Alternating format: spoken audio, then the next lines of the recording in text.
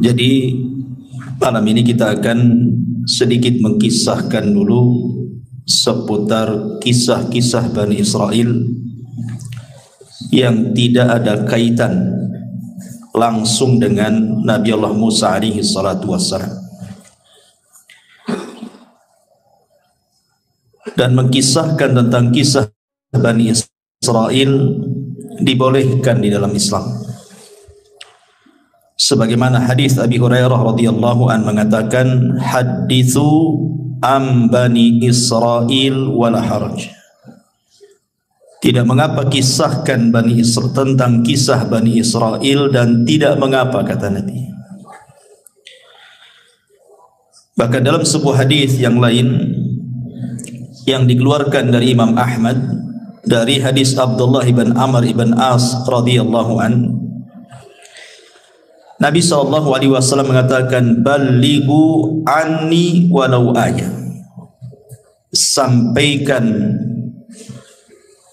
pada manusia dariku walaupun satu ayat. Wa hadithu an Bani Israel wala haraj. Wa man kadzaba alayya muta'ammidan falyatabawwa maq'adahu minan nar. Dan kisahkan juga tentang kisah-kisah Bani Israel dan tidak mengapa.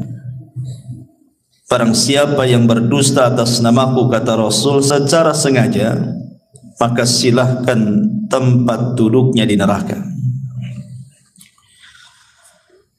Bahkan hadis Jabir bin Abdullah radhiyallahu an, hadis ini disahihkan oleh Syekh Nasiruddin Al-Albani rahimahullahu taala. Kata Nabi SAW, hadithu an Bani Israel wala haraj, fa innahu kanat fihimul a'ajib. Ceritakan oleh kalian tentang kisah-kisah Bani Israel dan tidak mengapa, karena dalam kisah-kisah mereka itu ada keajaiban-keajaiban. Kemudian setelah itu dikisahkan tentang sekelompok manusia di zaman Bani Israel, di mana mereka ingin menghidupkan orang yang sudah mati. Kata beliau, Nabi SAW, summa ansha'a yuhaddithu sallallahu alaihi wasallam, faqala kharra ta'ifatun min Bani Israel hatta atau maqbaratan lahu min maqabirihim. Faqalu law sallayna rak'ataini da'awna Allah azza wa jalla an yukhrija lana rajulan mimman qad mata nas'aluhu anil maut. Qala fa fa'alu fa bainahum kadzalika ittala'a rajulun ra'sahu min qabri. Kemudian dikisahkan ada sekelompok Bani Israel yang keluar sehingga mereka mendatangi salah seorang kuburan di antara kuburan-kuburan mereka. Lalu sebagian mereka berkata, sebaiknya kita solat 2 rakaat dan berdoa kepada Allah agar Dia mengeluarkan kepada kami seseorang yang telah mati untuk kita bertanya tentang rasa kematian. Lalu kemudian mereka pun berdoa. Ketika mereka sedang berdoa itulah tiba-tiba kemudian keluar kepala dari kuburan itu, muncul kepalanya ke atas. Kemudian ketika muncul kepalanya di atas itu,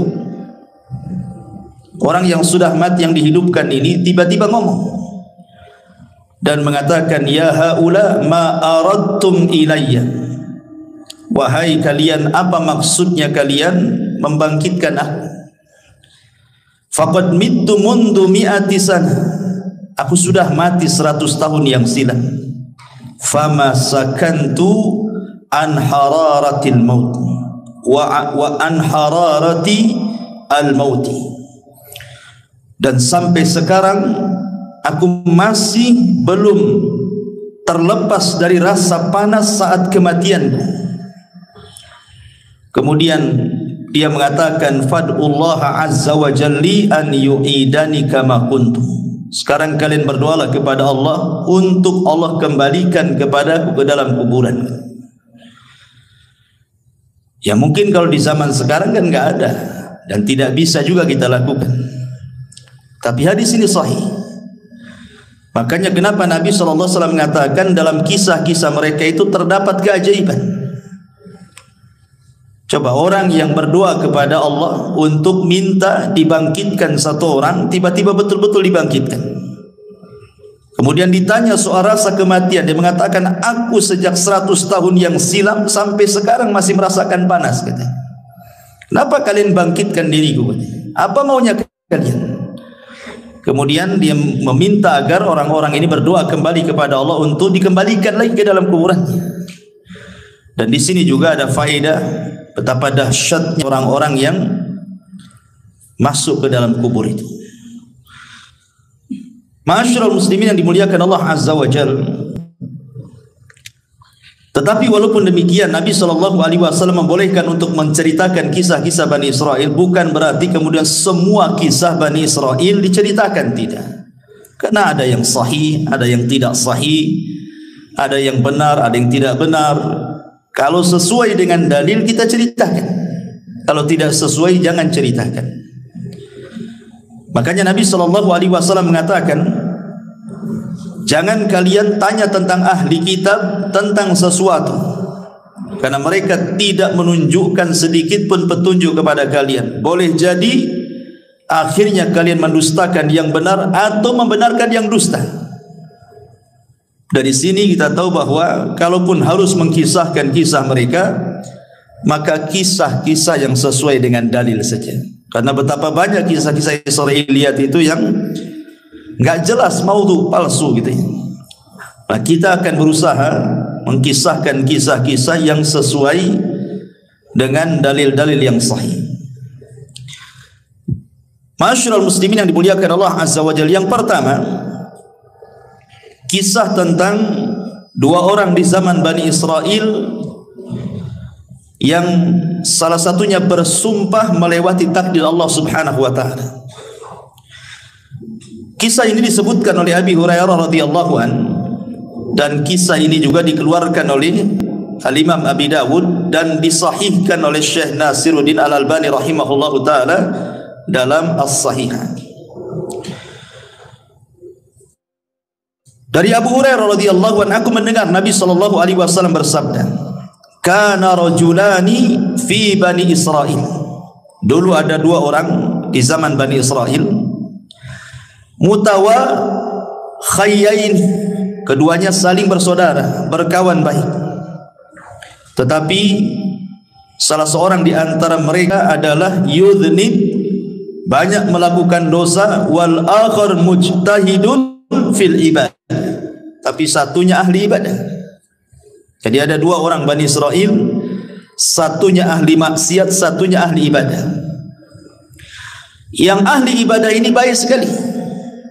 Jadi setiap melihat kawannya yang bermaksiat itu selalu dinasihati agar bertobat. Tetapi kawannya yang ahli maksiat ini tetap saja tak mau bertobat. Sehingga suatu